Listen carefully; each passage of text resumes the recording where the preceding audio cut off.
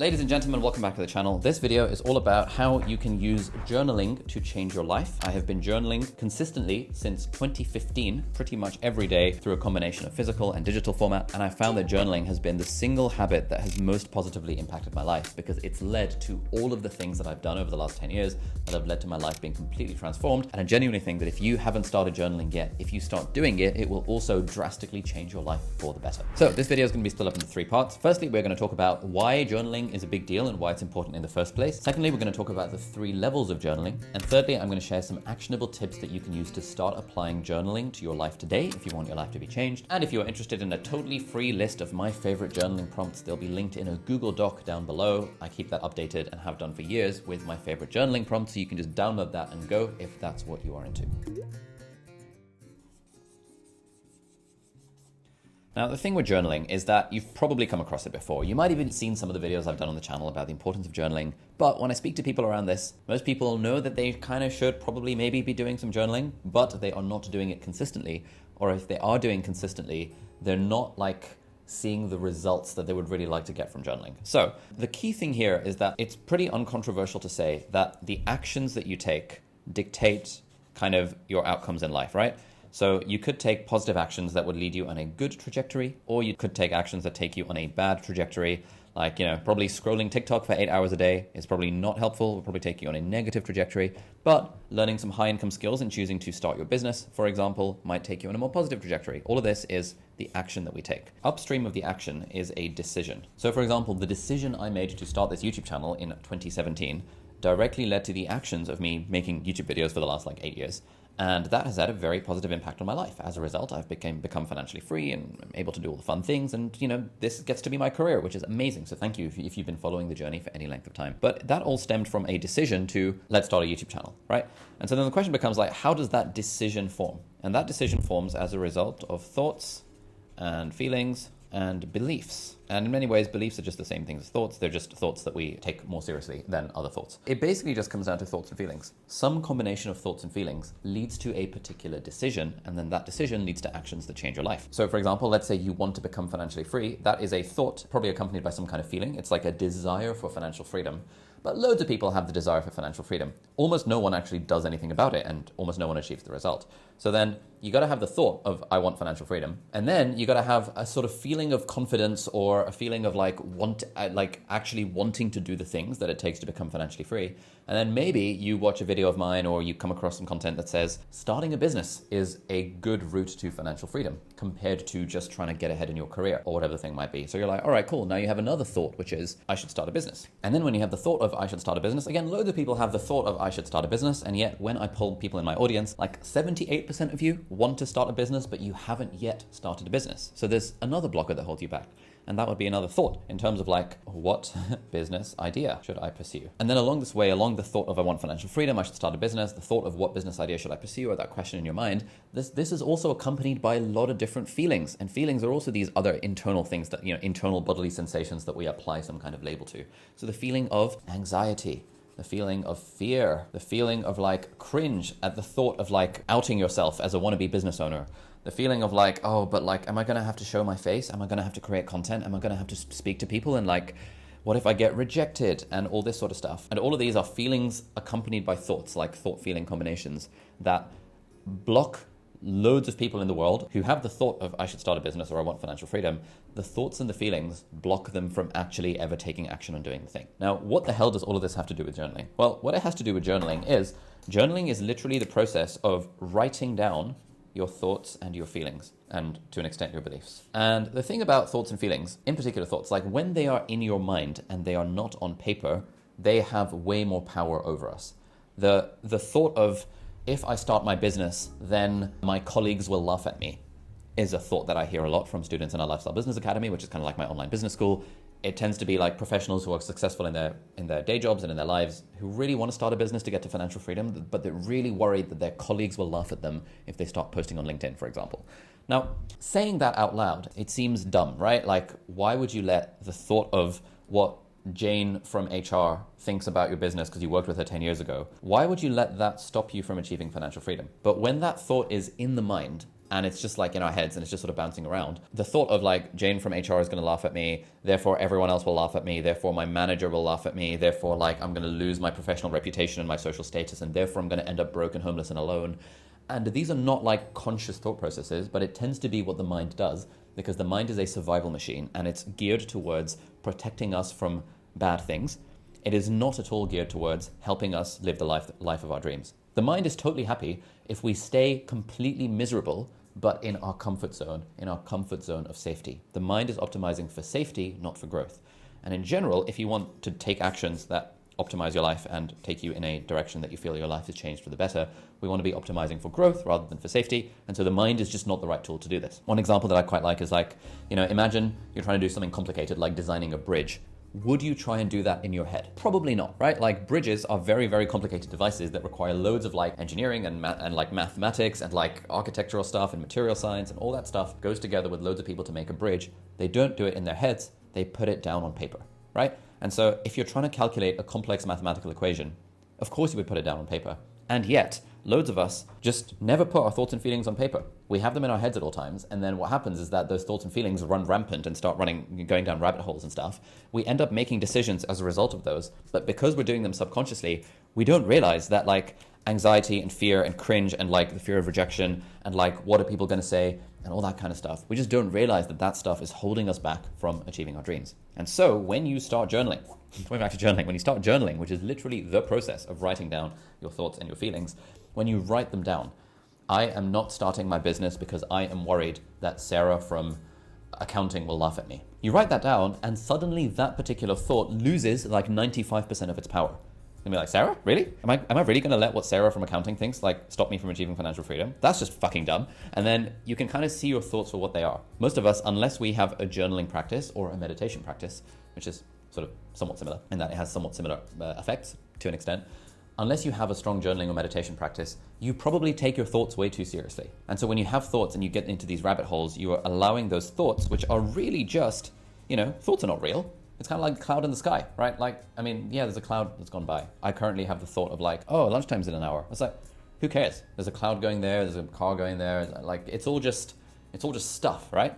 And unless you journal or meditate, or both, ideally, you will take those very seriously and you will allow your thoughts, which are simply patterns of energy in the neurons in your mind, you will allow those to dictate your actions and your decisions, and therefore you end up on a trajectory where you're living with regret because you never pursued your dreams because you allowed fear to get in your way and stuff. So basically, that's a long roundabout way of saying that journaling, i.e. writing down thoughts and feelings, is really, really important if you want to change your life. Now, in other exciting news, as you might have heard, my team and I are currently building an online business school called the Lifestyle Business Academy, and we're iterating on things at a pretty fast pace. Now, one of the big perks of having so many students going through our program is that we now have a ton of data points and moving parts to manage, including content and feedback and workflows and automations. And all of that gets way easier when you understand how to use AI properly. And something that has really helped me and the team with this is Brilliant, who are very kindly sponsoring this video. They have these fantastic interactive courses on the fundamentals of AI, things like how the AI large language models works, how to think about algorithms, how to break problems down. And all of this has been very interesting to learn about, but has also had a tangible impact on how we are using AI to run our business more effectively. The thing I love about Brilliant is that they don't just teach you theory, it's actually a hands-on approach to problem solving that genuinely changes how you approach your work. And so as you're going through the content, like you're watching the stuff in the explanations and then you're actually applying them in practice. And that gives you these little aha moments, which is great for building the kind of intuition that research shows is way more effective than just traditional kind of lecture-based learning. The platform also adapts to you at the right level. So it gives you personalized practice and it nudges you forward at exactly the pace you need. So if you would like to become a better thinker and also reach some serious learning goals along the way, head over to brilliant.org/Abdaal or scan the QR code on screen or click the link in the description. And that will also get you 20% off the annual premium subscription. So thank you so much, Brilliant, for sponsoring the video, and let's get back to it.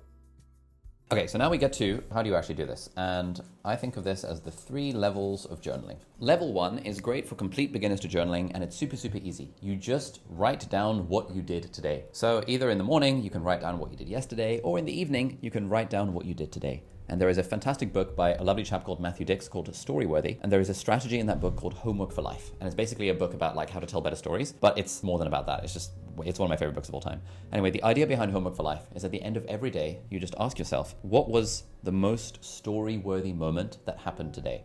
And then you just sort of write down what it might be. And if you can't think of anything that was story-worthy, it doesn't matter, you've got to come up with something. Like, what was just one thing that happened in your day that was at least slightly interesting, or at least slightly more interesting than everything else? Even if you have a really boring life, you have to come up with something. And that is a great journaling practice because A, it's amazing for being able to actually relive your own memories, because our memories are in many ways what we retire on. And so when you go back through your journals, like I've got journals over here from like years. I've been journaling regularly since 2015. So now I have like 10 years worth of journal entries where, you know, if I do them on an app, I can see the sort of on this day in 2015, on this day in 2014, this is what I was thinking, this is what happened. And reliving those memories is generally quite nice because it's quite nostalgic because it's been a while. And it's also nice because it lets you see how far you've come. So at the very basic level, this doesn't require you to open up about your feelings or about your childhood trauma or anything like that. You literally just write out what you did today. Then you have the next level of journaling, which is you write out what you are thinking. Now, there is a technique from Julia Cameron's book, The Artist's Way, called morning pages, which is amazing. Loads of people swear by it. And the idea behind morning pages is that every morning you just write out 3 pages. You can do less than 3 if 3 is too, if 3 is too many. You're just literally writing down whatever is coming to your mind. So I like to start out my morning pages when I do it with, today is going to be a great day because... and then I just keep writing. And then the idea is you just keep writing. You don't judge what you're writing. No one else has to read what you're writing. You're not writing for publication. You are merely just writing out stuff that comes to your mind. And you generally find that in the process of doing this, as you build the connection between the thoughts that are happening in your brain and what your pen is saying, or if you're typing it out. Technically, she says you should write it out by hand, but sometimes that's annoying. So I do type it out. Sorry, Julia. Apologies. As you develop that connection between actually being able to type out or write out what you're thinking, you actually get a lot of insight into your thought processes. You start to realize that, wait a minute, the thoughts that I keep thinking are actually kind of negative. It's interesting. Why am I talking to myself like that?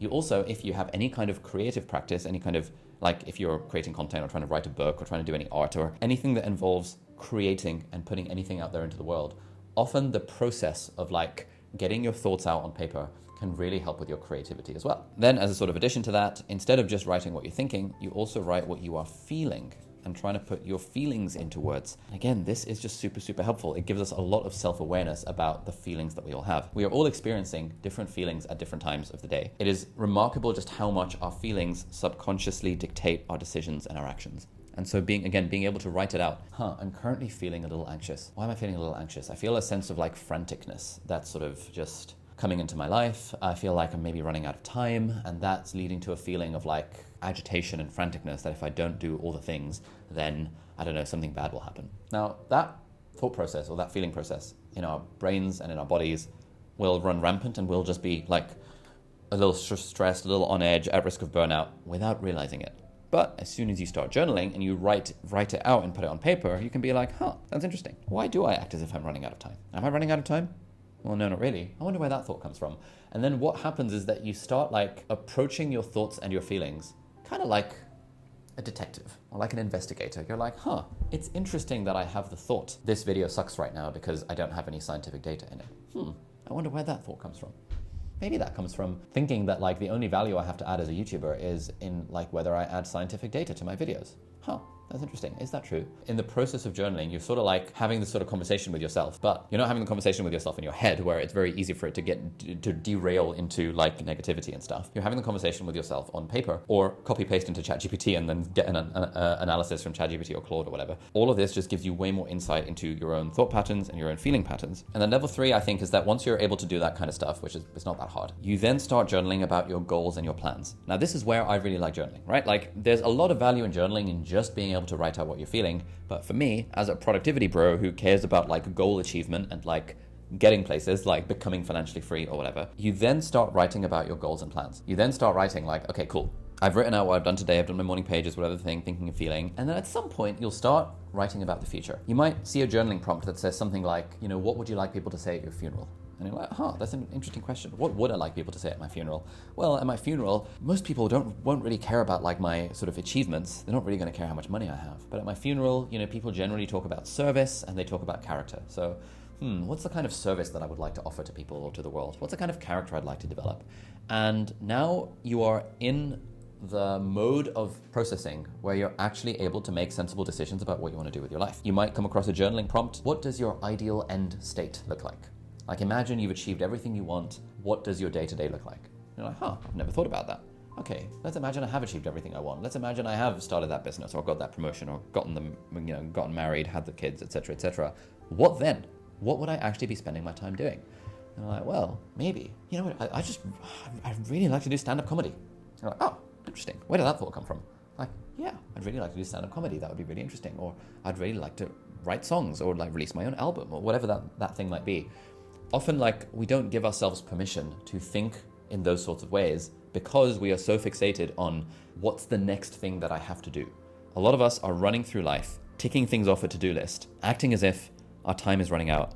And we're so focused on like just getting through the day and just getting the stuff ticked off and like removing these sources of stress from our lives. Like, oh, I've got to pay the electricity bill, got to pay the water bill. Oh shit, like the radiator next door is broken, so I've got to call a plumber about that, etc., etc., etc. That when you journal, even for 5 minutes or 10 minutes, and you do it consistently, you get distance from the day-to-day and you can start thinking about the future and you can start asking yourself, what do I actually want? That is like one of the key things that I have personally gotten through journaling over the years.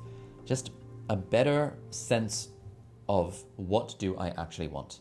Because if you really figure out what you want, and not in terms of like, I want a Lamborghini or I want a yacht or whatever, but like what you intrinsically want or value, you can then start to make decisions that take your life closer in alignment to what you want and what you value. And so you might think that you want a lot of money, but in the process of journaling, you might realize that like, okay, well, what would I do with the money if I had it? You might realize that what you would do is that you just want freedom. You want freedom to be able to spend your time however you want. And then you're like, all right, cool. So it's not really money I want. It's more like freedom that I want. And then you're like, okay, but like, why do I want the freedom, right? Like, what would I do if, assuming I had all the money and all the freedom, how would I spend my time? And you might land on something like I did that like, you know what? I would really just focus on teaching. I just really like teaching. I was like, oh, interesting. Teaching is the thing that I want to do. Like that kind of thought process was what helped me realize that, my career as a doctor wasn't really for me. And I realized that like the most enjoyment I ever had as a doctor was when either I was learning something new or I was teaching something. So I'm like, that's interesting. Like learning and teaching are the things that I seem to want. Is that true? And then do some journaling, figure that out based on like, yeah, actually a lot of the past experiences of fulfillment in my life have been involved either when I've been learning something new or I've been teaching something. So I don't really care about the money for the sake of the money. I care about the money because the money gets me freedom and the freedom lets me teach. Oh, okay. So maybe that's what I want. I want the freedom to learn and teach on my own terms. And so that kind of insight can come through journaling. It can come through like having a life coach. It can come through talking about your thoughts and feelings to like an AI model and, hopefully it's guiding you, it's somewhat guiding you in the right direction. All of it requires externalizing your own thoughts and your own feelings because when they are internal, there's not much we can do with them. And we end up going in all these sorts of different places. But externalizing them in any way, be it through journaling or through talking to an AI, which is kind of basically journaling, or talking to a life coach, which is basically just like journaling out loud and they're just asking you questions. All of that is getting at the question of what do I actually want? And then once you figure out what you want, then you turn it into a goal, you turn it into a plan, you turn it into a system to follow the plan. This is sort of like my GPS method for goal setting, which will be linked up there and down there if you're interested in learning more about it. And it's all based on what do you actually want. I have people who come up to me at my events a lot being like, hey, how do I figure out what to do with my life? Or questions like that. And my first question is often, have you tried journaling about it? And often the answer is, no, not really. Or like, oh yeah, I've been meaning to, but I haven't really got around to it. It is remarkable how much clarity you can get by just setting a 10-minute timer and just asking yourself a question and then just typing out whatever comes to mind or speaking out whatever comes to mind as a response. If you're interested in an app to help you with that, my team and I have built a tool called VoicePal, which is kind of like voice-based journaling or note-taking. You just go for a walk. It's got a few journaling prompts within it as well, and you can just like pick a prompt and you can just like speak out whatever you want. That'll be linked down below. It's on the App Store, it's on Android. People are loving it. It's great. You should check it out if you would like. Okay, so that was a lot of theory. Let's now talk about the actionable tips. What are the things you can actionably do to start incorporating journaling into your life so that you can change your life? Number one, I would say get a physical journal. These are just some of the physical journals that I have had over the years.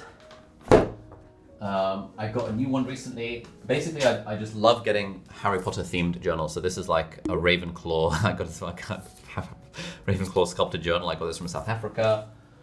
I got this one. This is one that I got, I think this was from London. Expecto Patronum, another Harry Potter moleskin-like journal. It's just nice having a nice journal. I think a lot of people would do more journaling. Where's the other one? Here we go. We've got some more here. More journals. Like, when you've been journaling for a while, then you just end up collecting like journals and stuff, and it's just super cool. Like this was my experiment with like bullet journaling, where it's like, there's so much stuff in here. is really cool. Basically, get a physical journal that you feel good about using. The whole concept behind my book, Feel Good Productivity, is that we are far more likely to do things and to do things better if we feel good about doing them. And so when I bust out my cute blue Expecto Patronum type journal, then I feel good and I'm much more likely to actually journal as a result. So I would say just go on Amazon, go to your local shop and get a nice, cute physical journal that you feel good about writing in. Actionable tip number 2 is I would recommend also having a digital journal of some description. And so you can use some kind of journaling app for that. Apple has a built-in free journaling app. The one I've been using for literally years is called Day One. I've been using that basically every week since like 2014-ish. And so when you use an app, it's also nice because I tend to photograph and scan in pictures of my physical journal. So I sort of do a physical and digital hybrid here. And it's really cool because then you can look back on stuff super easily rather than having to bust out the journals and then like find stuff. So yeah, having an app, generally quite helpful. Actionable tip number 3 is to get a list of prompts. If you're a beginner to journaling, actually just having some good prompts is a very good way of getting started. And I have linked my own favorite journaling prompts for free down below if you want to check them out. It's in a Google Doc that I keep updated with my favorite journaling prompts. Actionable tip number 4, and maybe this should have been number 1, is that these days it's never been easier to start because you can always just talk to an AI. My favorite AI for this is Claude because I freaking love Claude, but you can use Claude, you can use ChatGPT, you can use Grok, you can use DeepSeek, you can use Poe, you can use freaking Gemini, you can use whatever you want. You can literally talk to any AI tool and you can say, I am interested in getting started with journaling. Can you give me some interesting prompts? And it will give you some interesting prompts. And then you can just talk to the AI and you can do your journaling in that way if you are just getting started with it. Final thing I want to talk about is journaling as a daily habit versus journaling as a deep dive. So the daily habit form of journaling, when I personally do it, is like, somewhere between 2 and 5 minutes per day. I don't do it every day, I just do it most days where I'll get the notification from Day One, the app, or I'll go down to the local coffee shop with my little Harry Potter journal thing and while drinking a coffee, just do some journaling. That's like a nice daily type thing. And I can kind of go as shallow or as deep on that as I would like. I think that's quite nice. It's quite a nice way of building the habit and maintaining the habit.